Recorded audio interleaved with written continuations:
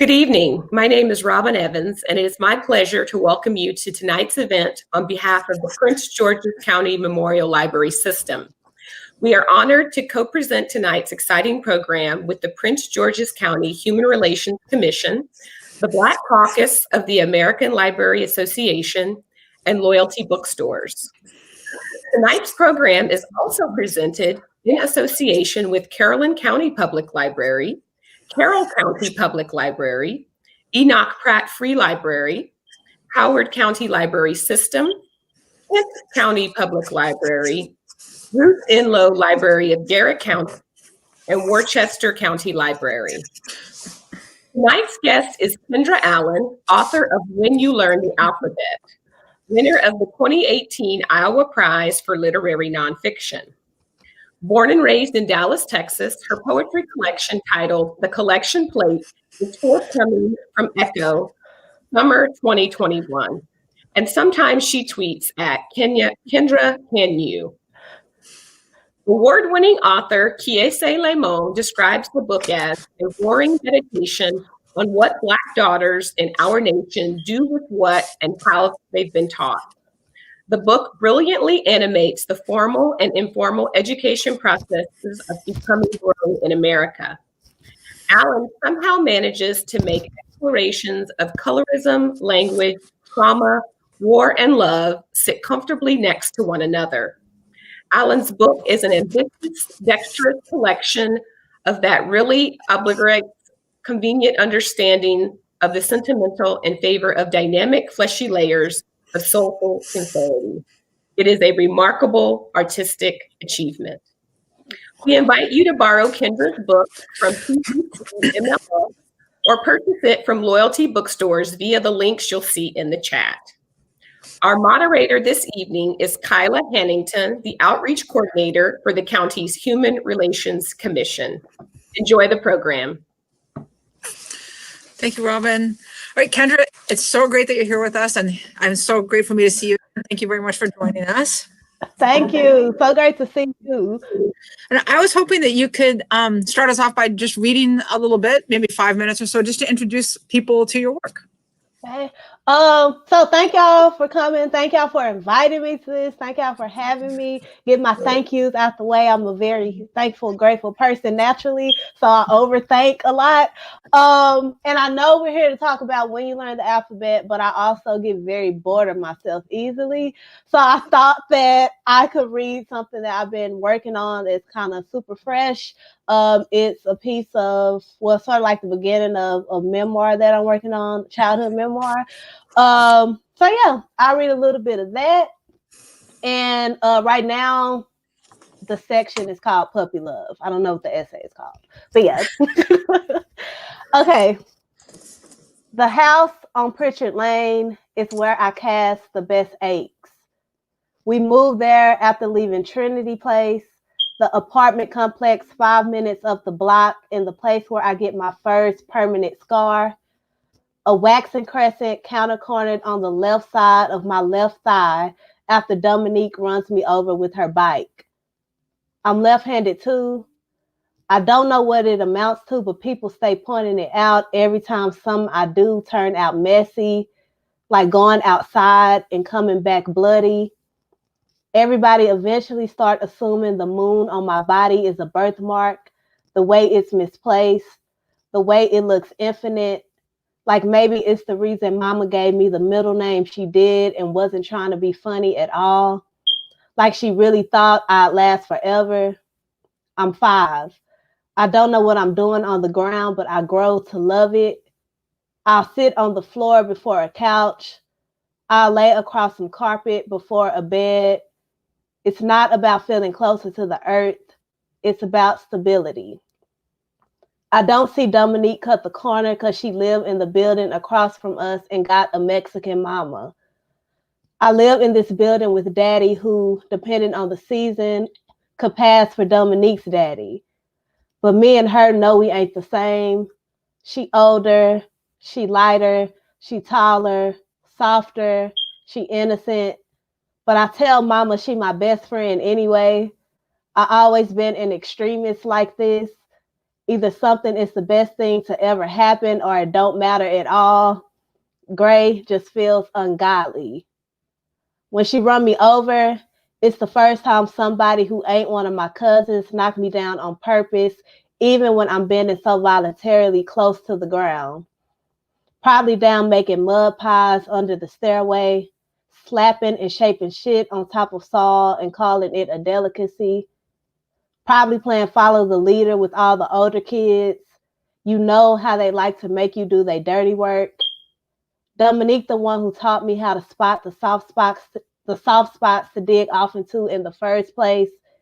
I probably started doing it too well, too easily, and now she mad, pumping her pedals around with an urgency, first lapping the corner and then my legs and laughing. Now I'm on the ground for real, like it's a home. Blood pour out of my body like a confession, all due to some rubber wheels. Daddy's supposed to be watching us, or at least me, but he out there in the parking lot working on his car. It take me not getting back up for him to see that I'm hurt.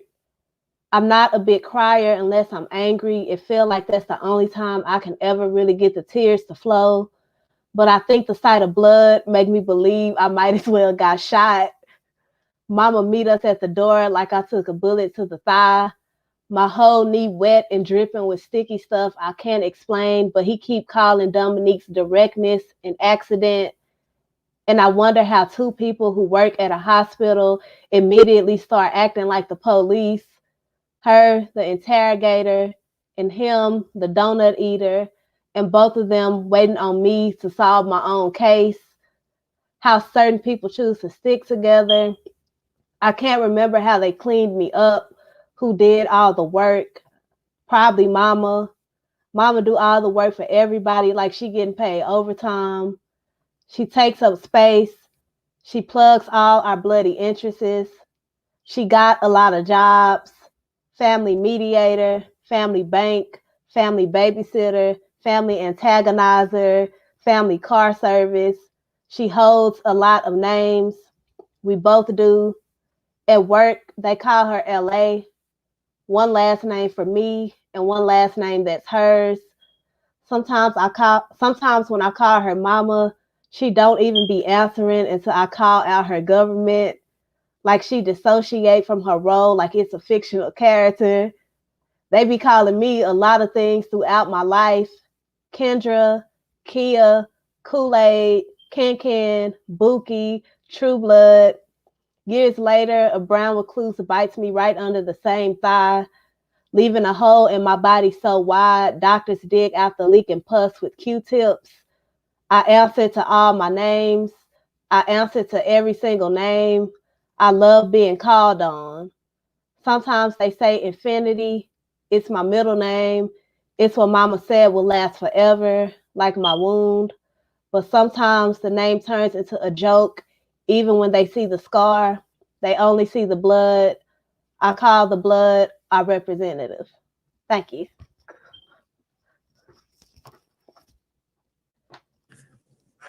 Okay, that sorry, that is so good. I love your essays so much. So one of the things that I felt as I heard you now, but also as I read this collection, when you're in the alphabet, which is how I was first introduced to your work, was your voice and the realness of it, which I found as a reader and also as a writer totally liberating. And I know that you've said that you had the same experience when you read Casey Lehman, How to Slowly Kill Yourselves and Others in America. I was wondering, can you talk about that? Because both as a reader and a writer, I love the liberation of your voice. Mm-hmm. Thank you so much for that compliment. Yeah, when I first read How to Slowly Kill Yourself and Others in America, I literally remember the day. I was in a intro to creative writing workshop, and my professor, she gave us this book, and I went home and I read it. And I started reading the natural countryness that was coming out is what I like to call it. It felt very Southern and very country. And it was a feeling that I really only ever experienced with like Southern rappers that I heard in my life. I never really read anybody who writes the way that I speak, or who like identifies with like my granny or like my mama and people like that. So I read this book like literally 12 times in my life, probably more. I've tried to read it like every couple months because it's an easy, quick read. I also appreciate that. And I think like his voice to me felt very what's the word? Rebellious. It felt rebellious compared to like the other stuff that my professor was giving me. It just felt different. Like when you read his Kiese Layman and his voice, it feels different. It does not feel like every other Black writer that people assign. Not saying that it's bad, but it just felt different. Felt like me. And so like when I actually started taking writing seriously, maybe, well, I take everything seriously. Like I said, I'm an extremist. Like everything is like the end of the world, or it's not, it's a joke. But I think like when I first started taking writing seriously, I would always look to that book in order to cultivate my own natural voice, because it was something that I was always complimented on, or like that came easiest for me. Like story building and plot and things like that, that does not come easy to me. But my natural voice and that always came easy. So I always look to him to like cultivate that and build it and bridge like my own section of like how I exist, if that makes sense. Do you ever find that there's like there's your speaking voice and then there's writing voice, but when you're able to bridge that gap, you like get out of your head into your writing voice and you just put your speaking voice down on the page, that's you? Yes, and it's so freeing because it does not happen every time I write. Like you really have to write into that. Like my speaking voice my whole life has been people being like, "What? Like what you saying?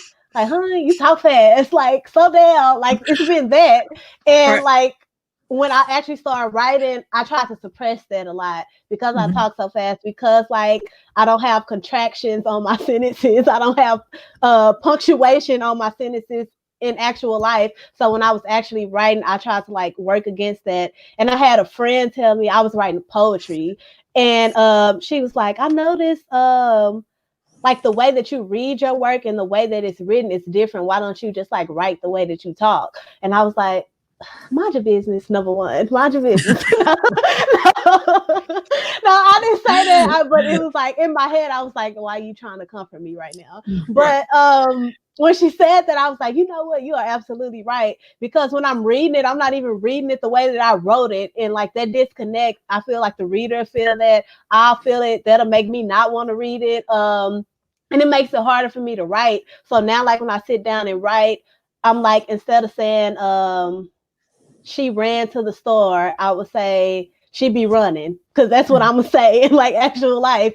And I really like don't want to lose that. I think that's why I really think that's why I still enjoy writing now, because I get to like free myself every single time, because it never starts that way. It starts out very, very hard, and then eventually, like maybe months later, I have a breakthrough and be like, oh, okay, so like this is myself. Like this is like who I am as a writer.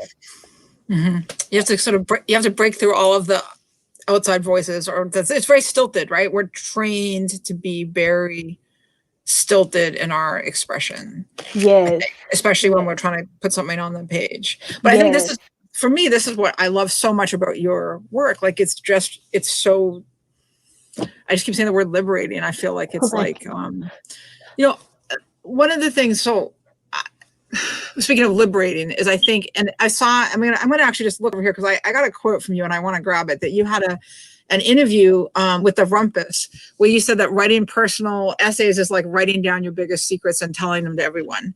And I've had a little bit of experience with that, and I have had this feeling of it, you know, again, terrifying and liberating. It's like what I think bungee jumping would be. And how has that been for you? Like to have, because you have a lot of truthiness in this book. For people who have read it, you know what I'm talking about. Those of you who haven't read it yet, first of all, we got to fix that. But it's just full. Every single page is so truthful. How is it for you to have that out in the world? It's not weird, because I'm like a very upfront person.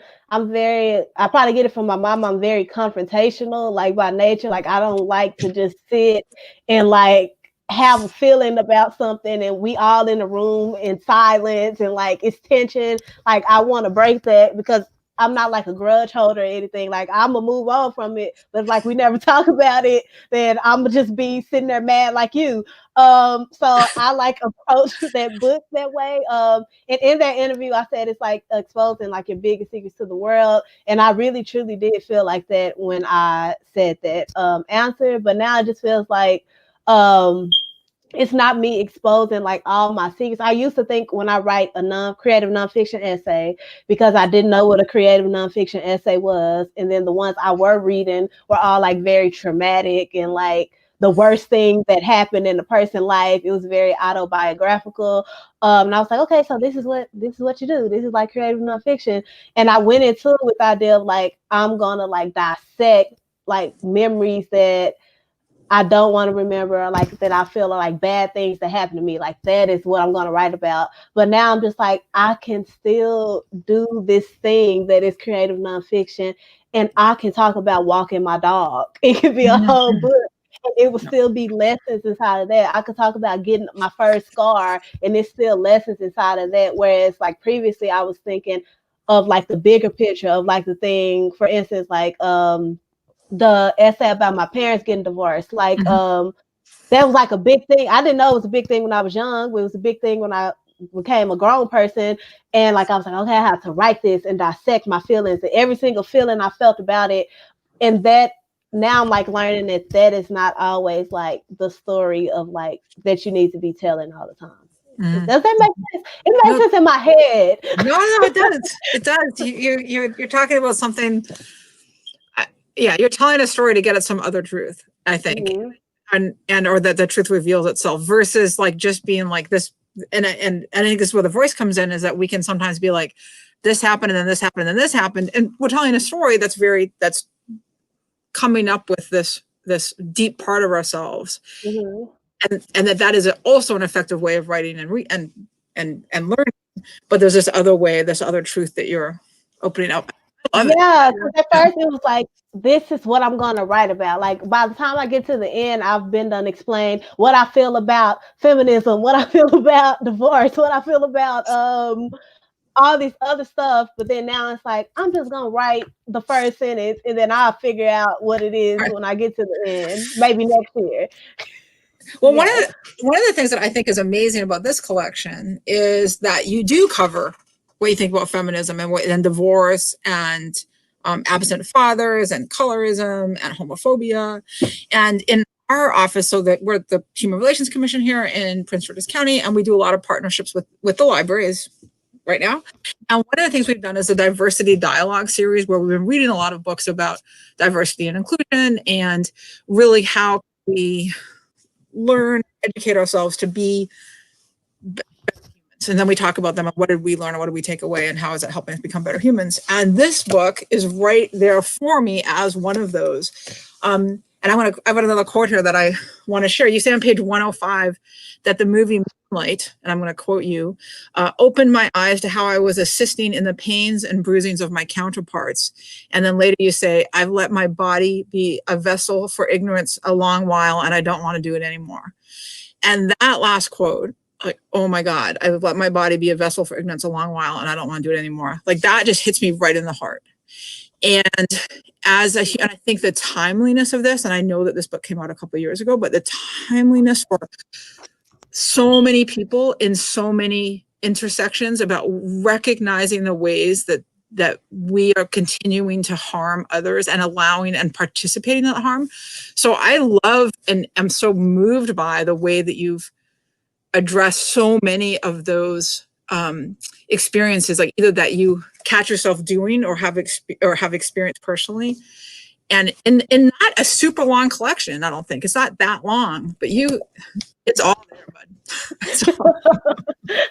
But, how is it, like, in terms of that, like, how do you, what happens for you on your journey now, a little bit later, how do you stay open or stay curious about the experiences of other people? I think for me, like, I just listen to people. Like, I would love to think that it's like harder than that, but it is harder than that because you can listen and not apply. But I really do try to listen to people who live different lives than me. Like everybody lives a different life. So like the things that I'm complaining about, it's different from what you were complaining about. And I really do try to listen and make it a conscious effort to not make anybody feel weird in their skin, to feel weird about who they are, to feel weird about how they express themselves. Like I really do make it a conscious effort because for me, like I feel like growing up, like my mom let me express myself. Like I'm so very grateful for that. Like she had me in everything. But then also it was like the other side where it was like I couldn't be myself. And that's not fun. Like that's not fun ever. So I think for me, as an adult, I'm learning every single day that I need to like shut up. Like my cousin, she tells me, I think I know everything, so I shouldn't say like I'm so enlightened. I think I know every single thing. Like if you tell me right now that like this wall behind me is blue, I'm like, actually it's sky blue, and like I need to be right.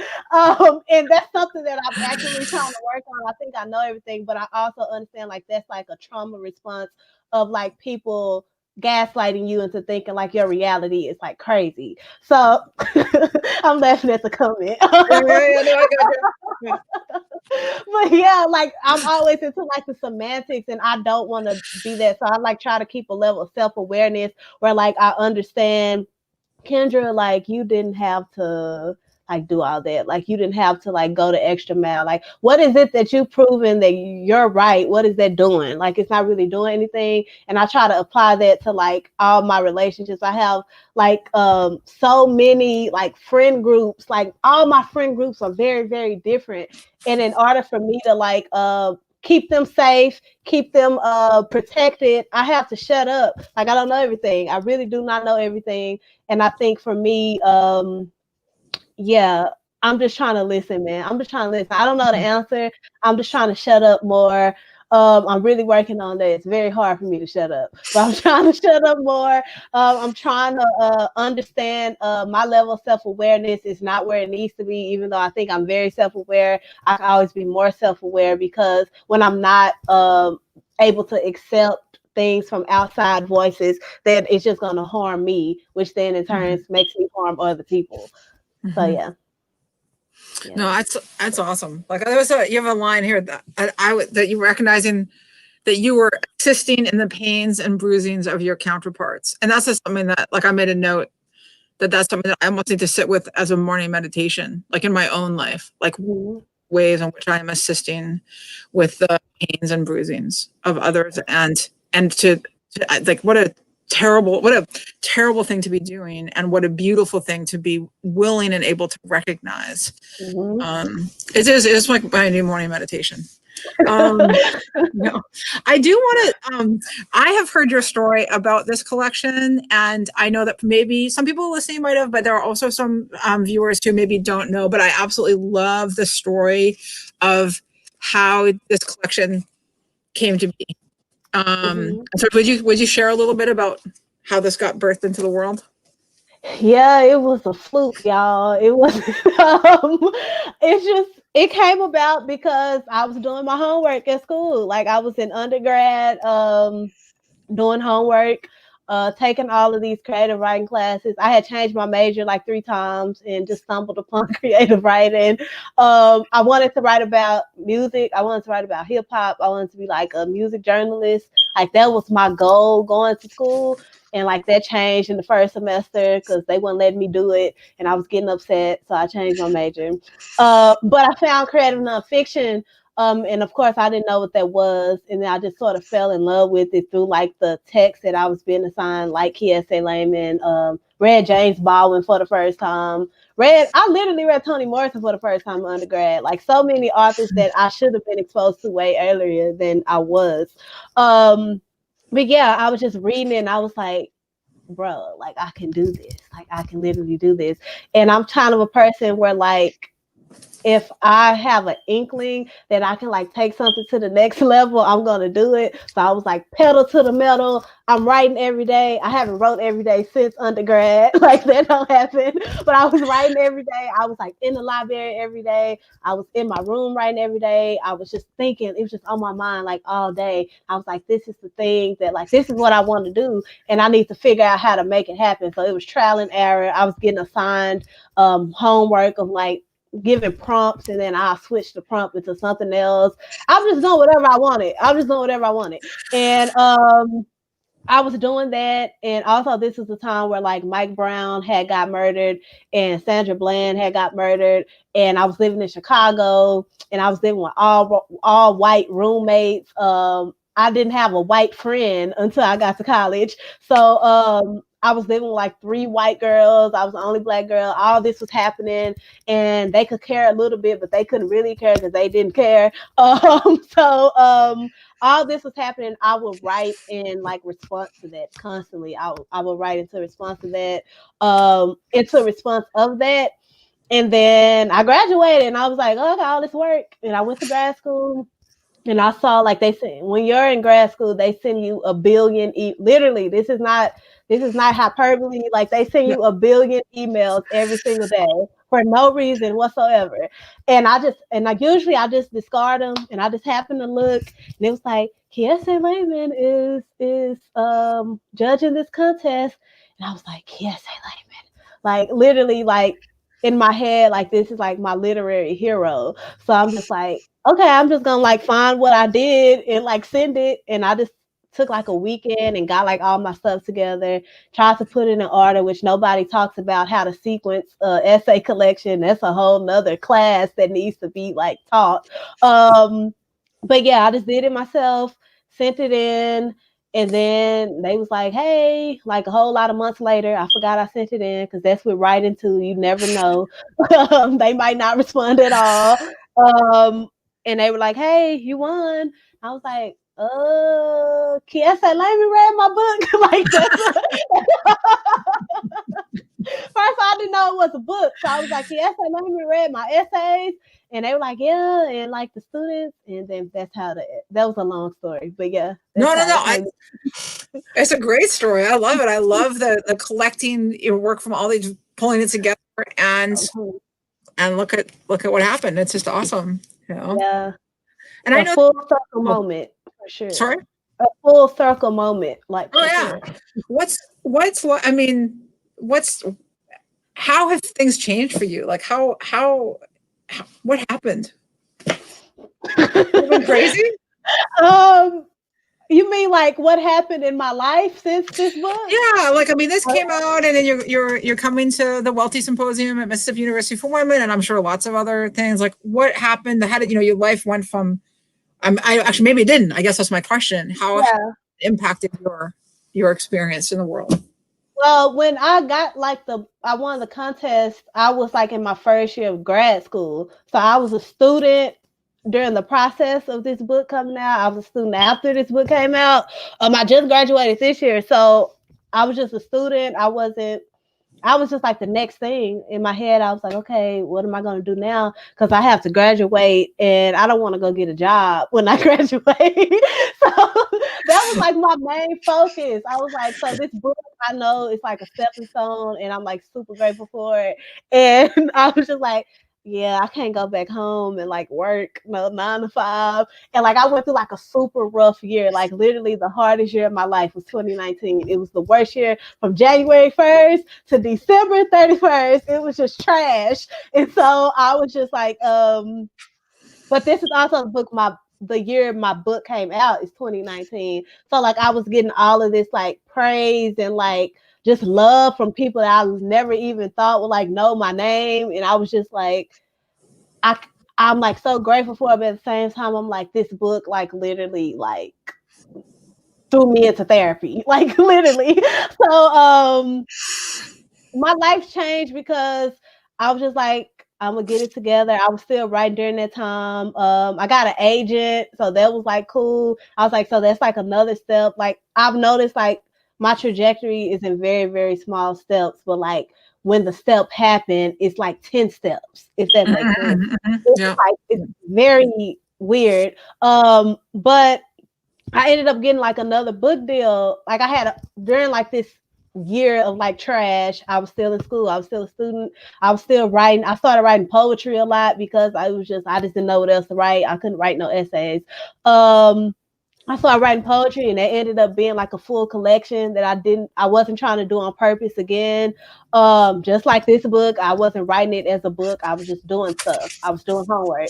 And I ended up getting a book deal. And then they were like, well, actually, they're going to give you a 2-book deal. I was like, oh, okay. Like, you know, like when you ask for something for so long and then it actually starts to happen, you think people playing a trick on you. Mm-hmm. So I'm like in that space right now. My life has changed where like everything that I wanted in order to like continue writing has happened, but in the back of my head, I'm like, y'all playing with me. Like, what's gonna happen? Y'all gonna pull this from under the rug. So I was just telling a friend the other day, she was like, how does it feel to like spend all your days writing? I was like, I'll let you know, not spend all my days writing.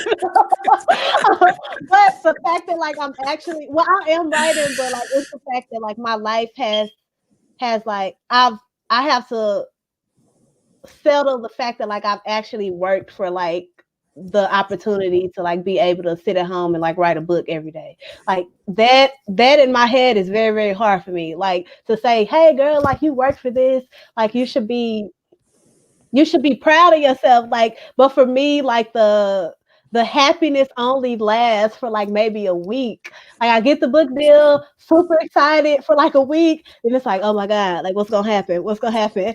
And so like now I'm just really trying to be like, you know, Kendra, you just actually deserve this. Like you deserve to like continue. Like you wanted to work on your art. Now you have to don't mess it up because you all scared. So that's where I'm at now. Well, I love it. I mean, and you have, so your first, I mean, this is your first book, the one we're talking about, well, this one, but you have another book, which is the 2 books. And the first book of that book deal is the poetry collection, right? Yes. Would you like to share a little bit about that, or like what the work is, or you can read a poem, whatever you like? Yeah, I'll read a poem too. Okay. Yeah, so the collection plate is coming out summer 2021.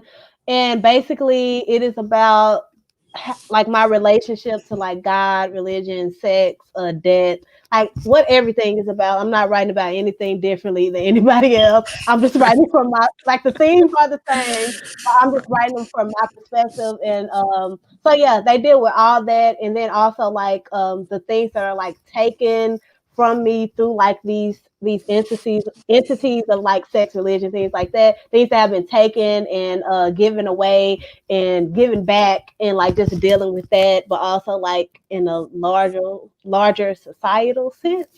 So that's what it's about. And I think like it's really like I'm still working on it, but it's like one of the things like I actually am proud of. Like I can be like, I'm proud of this work. Mm-hmm. But yeah, I'll read you a poem. That'd be great. That'd be great. I gotta find it. 1 second. Okay. So the poem I'm gonna read is the opening poem from the collection. And it's called Evening Service. A side note is that I grew up in my great uncle's Baptist Southern church for like 16 years of my life, for like 4 days a week of 16 years of my life. So, you know, I'm unpacking all that in this book. But yeah, so this is called Evening Service, and it's about when I got baptized when I was 8. Okay. Okay. Why did I just do that? That was so weird. Why did I just make that noise? Okay. When it's time for the invitation, we say, Our Father. Today is a blessed one. Walk to the front of the altar in my pretty printed please you dress, socks with the ruffles at the ankle, ready to give it all away or never have eternal life. I sit in the chair and the pastor thanks Mama for the persuasion. The pastor is our uncle, and our uncle tells me in 2 weeks I'm going to be saved. In 2 weeks, this a renewed discipline. But still, he's so stingy. His impatience for assurance leaves me backless. They get me ready in my come, let us adore him. Mama tell me to take off my panties. She forgot to bring extra types of loss. At set time, I walk out from behind. The choir stands, the curtains open, the people scream. There's dead water bugs wrapped around fallen leaves from no sky. In the tub I'm in, my uncle recites the scripture so that it don't look like we live here for nothing, so that it don't look like we live here for a show. The pastor is our uncle, and our uncle holds me under at a distance. The pastor is our uncle, and our uncle divests me of my volition.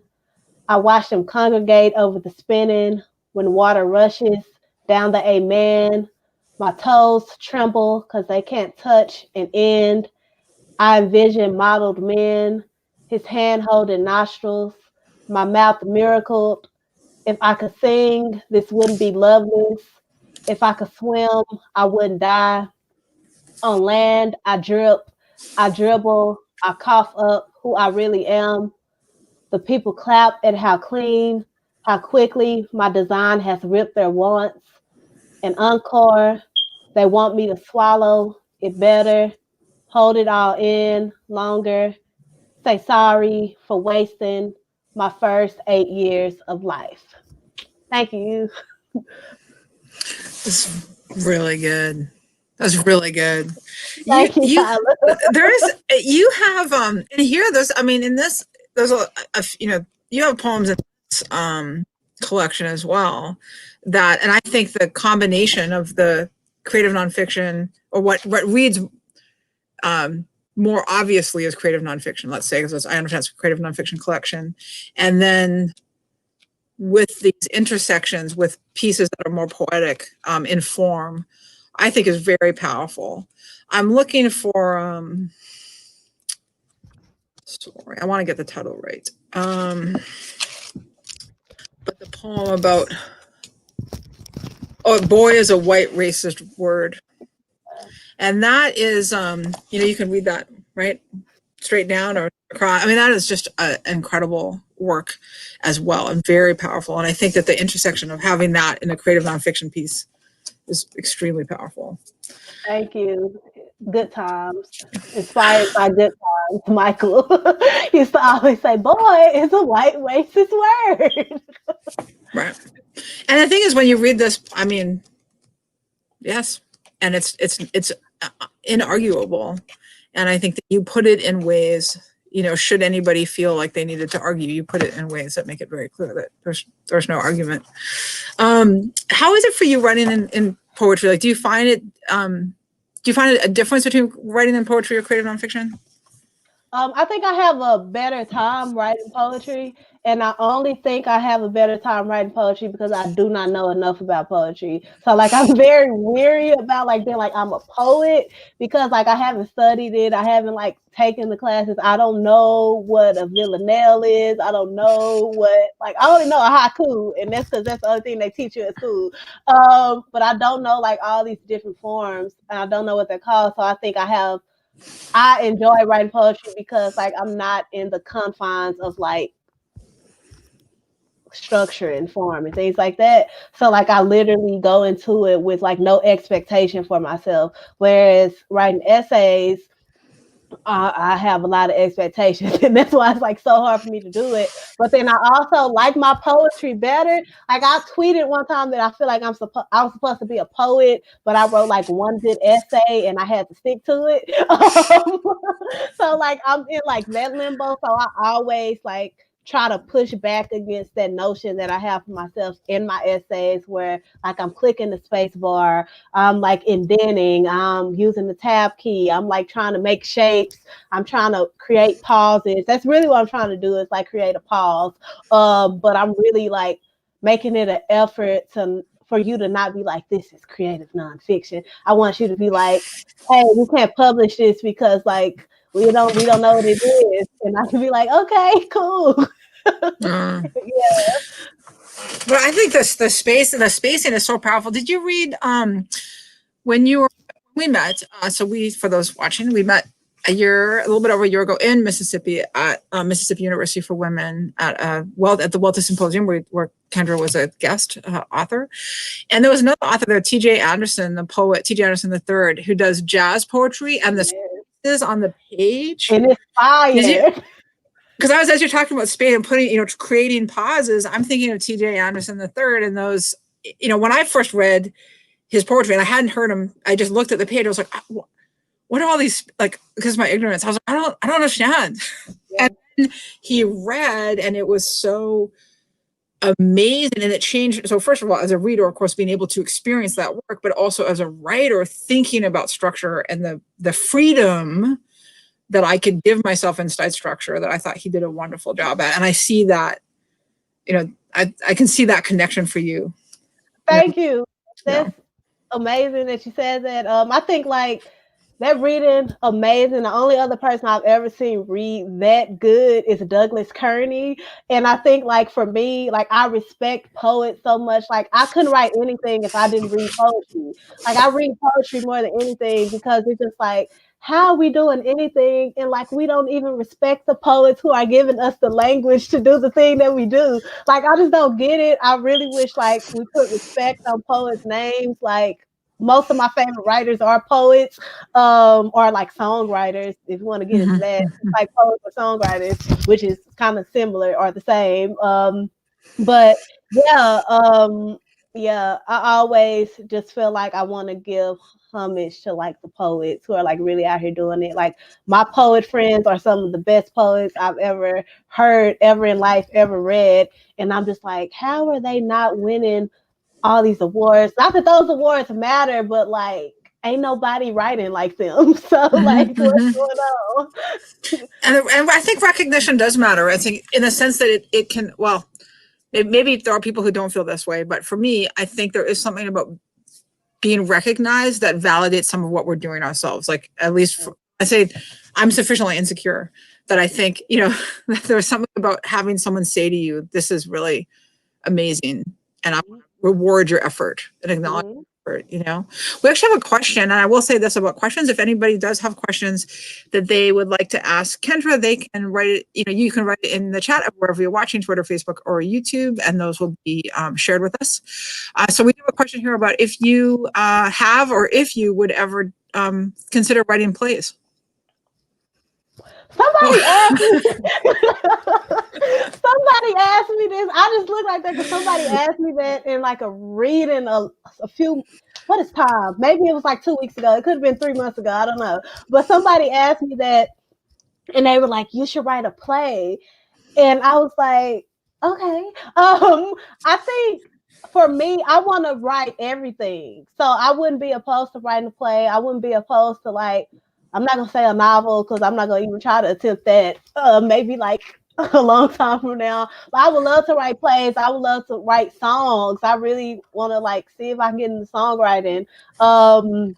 But yeah, I want to write everything, and I just want to learn about it first. I don't want to go into an arrogance that I can do it just because I can put a sentence together. I really want to study it first. And I love plays. Yeah, I saw 2 Trains Running by August Wilson in Chicago once, and the student seats way at the top, the $5 seats. Literally a life-changing night. I was I'm moved, literally, this inspires me to make me want to do things. So I definitely would not be against writing in any kind of genre, if you want to call it, or a medium. Well, plays would be interesting. I think I can imagine because you're so strong with language and so strong with voice. It's all voice, and that's what I love about your writing. Thank you. Would be interesting to see. Be good at dialogue. I'm good at dialogue. If I could write a novel of dialogue, I would have done it already. You can write a novel of dialogue. Can you? You could. Yeah. No, there was a book that came out in I'm old, so 1990. Okay, Nick, you're behind the scenes. You have to Google this. It's called Vox, I think, and I'm pretty sure that it was a novel that was all. I actually think it might have been phone sex, and there was no. I don't think there was anything other than dialogue between 2 people on opposite ends of the phone. Okay, who wrote this? So okay, hold on. I'm gonna wait. We need our behind the scenes man to I'll Google a book Google called it. It's Vox. fine. Oh, there we go. A telephone novel based on an adult party line. There you go. That sounds. I think, Okay, I will order this book. okay. Well, no, Thank I will you. say I haven't read it. I do want to say that. I remember it from, but I remember it from when it came out, like 1993 or whatever, because it was a really groundbreaking idea that there was nothing else there. So I will say, I think it has someone attempted it, but even if nobody had, what a great opportunity for you to try. A short story like that where there's only dialogue and there's not even like he said or she said, there's only dialogue in a short story. Mm-hmm. And I will say in a novel, I can imagine it's a little challenging to keep track of who the speakers are. But I believe you can do it. I'm gonna try one day. There you go. Yep, Vox by Nicholson Baker. It is. There you go. So, Vox by Nicholson Baker is a book that we are talking about right now. Thank you to Nick back behind the scenes who has found that for us. If anybody is curious about this book, which is just a long conversation on an adult party line, that's the book we're talking about. So I have one. I mean, I do want to open this up and have if there's other people questions that we can ask them of you. So please, anybody listening, if you have any questions you'd like Kendra to answer, please type them in wherever you're viewing. But I have one question while we're waiting for that, which is it's kind of personal, but on page 35, I know we talked about this before, you have this section that just like is searing to me, absolutely searing to me, where you talk about the 4 excuses that absentee daddies give just sort of over and over again, that to explain their absence. And as someone who's like my own children who've been hurt by a father who's not as present as they really need him to be and would be, when I read that, I just felt like almost like burned on the inside, like it was just so real. And I understand though that you have paid a price with your own dad by telling that truth. Yeah. Truthfully. And I really want to talk to you because, first of all, thank you for the risk that you took in this book in so many places. I think you took so much risk in being so truthful and honest. And are there other ways like where, you've done so much for us as readers where we find these pieces to resonate for us? And I know that you had success, but I also look at what's the intersection of cost with that success, and even if the success is telling your truth, which is a success, but how is that? What has it? Yeah, I think about that all the time. What you just said, like what has to be sacrificed in order to gain. I think about that in terms of writing and life and everything. Like, what do I have to sacrifice, or what is being sacrificed that I don't know is being sacrificed in order for me to like have and achieve and grow.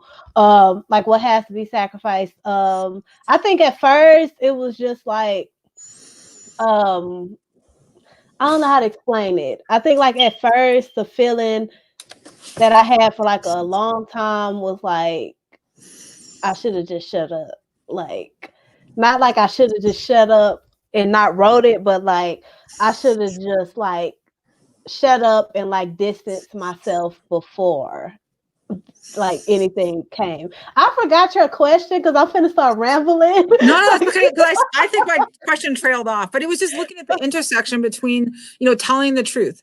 And I think to be effective as a writer, and particularly in creative nonfiction, and particularly the way that you have done it with your true voice, and it's so strong, it's so powerful, and it's so honest, that comes at great risk and also personal cost. Yes, I think like for me, I had to learn like nobody's right, nobody's wrong, except I'm not wrong. I think I had to learn like truth is very personal. It's a very personal thing. It's a very personal journey that you have to figure out for yourself. And if somebody cannot handle your truth without making it about them, then they just haven't like come to that level of self-awareness in that particular area of their life yet. And I think like for me, I was like preparing myself for loss before this book even came out. Like I've been preparing myself for like 2 decades for loss before I even knew this book would ever, if before I ever even knew like this is my life path to write. Like I've been preparing for this loss because I've lost it multiple times throughout my life. So I think for me, like this just felt like a final like destination of that loss of like where all right, like this is like a white pants moment. It's not really like I'm content with it now. It's like sad and it's like messed up. Like I haven't like emotionally dealt with it because I'm just like I said, like it's hard for me to deal with like emotions. It takes me like years and then it come out. But yeah, I think like mentally, that don't make sense because emotionally, if I'm not together, then mentally I can't be together. But in my head, I think like mentally, like I've come to terms with like loss being just a part of yeah, I don't know. Yeah. Yeah. Full stop. I don't know. I'm still Because, learning. well, I think, what I'm hearing is also, as you say, you prepared yourself for loss for 20 years. It's an element where if the loss wasn't there, the story wouldn't be there. Yeah. Loss predated the essay. Yeah. Yes. Loss did predate the essay. Yeah. For sure. It is, it really is quite something. Like I read this, as I said, back, and then I reread it in preparation for our conversation. And it's just been like every page. And as I said, for me as a writer, like I entered my creative writing program as a creative nonfiction writer, but then I decided to do a fiction collection. And I read this, I'm doing my thesis, and I read this as I'm doing my thesis. And I was like, I should have to throw the whole thing out and do creative nonfiction again in this really raw, authentic way. And I still did a like semi-adequate fiction thesis in case anyone's wondering. But I have come out with actually inspired by this and inspired by the truthiness of the voice, this kind of liberated creative nonfiction, or hopefully liberated. We have a question, which is, what have been some surprising reactions readers have shared about reading the essays? Just like any nice thing ever has been surprising for me. It's like when people say things like it's liberating, I'm just like, that makes me feel good because I'm not sure if I felt liberated with like the final product. I'm not sure that, but like to hear somebody else say that, it just makes me feel really good. It makes me feel good to like talk to children. I've been like talking to a lot of like high schoolers, or like if I have, when we had in-person readings, it would be like kids there, or like daughters there with their mothers, and like they would come up to me and be like, this is my story, I wish I could say this, or like just kids who are like, I'm glad that like you mentioned references that I can understand. Like I'm talking about Cardi B or something. They're like, I'm glad that I can get this. It doesn't seem like it's trying too hard. I love like words of like motivation like that. I think the other surprising thing has just been like the amount of like just love in general. Like it's hard for me to accept love. I'm learning that about myself. So like I'm trying not to shut down when people like show me love on something that like I spent so much time on, and like accept it and be like, yeah, like you're right, like thank you. Like just say thank you and move on. I don't have to over explain it. I don't have to like say, yeah, I get that, but I don't feel like that. Like that's irrelevant to the point, because like I wrote in the acknowledgments, like this book is literally not for me anymore. Like, and if it can help little girls who like went through some of the things I went through, or like little girls who don't know how to like put their stories into words, like that makes me feel good, because I had like music to do that for me. And so like if it's just like an inkling of like what music and like reading song lyrics have done for me, then like, yeah, that's been like the most humbling, exciting thing that makes me want to like continue telling stories for girls who look like me. Mm-hmm, mm-hmm. Well, the piece that you started our conversation with tonight is coming from your memoir, which is the second in the 2-book collection, right? So we've got your poetry book coming out in this summer coming up. Do you have a release date yet, or is it too early for that? They be changing it. So they said summer. Okay, summer 2021. And then can you take we just got a little bit of time, a little bit more about the memoir? Yeah. So right now the memoir is called Fruit Punch. I think I'm gonna leave it Fruit Punch. I really love this title. I do not know why. I just love it. I'm talking about blood a lot, as you see in what I read. So yeah, that's just like a symbol for something. I'm not sure yet. But it's a childhood memoir of growing up in Dallas.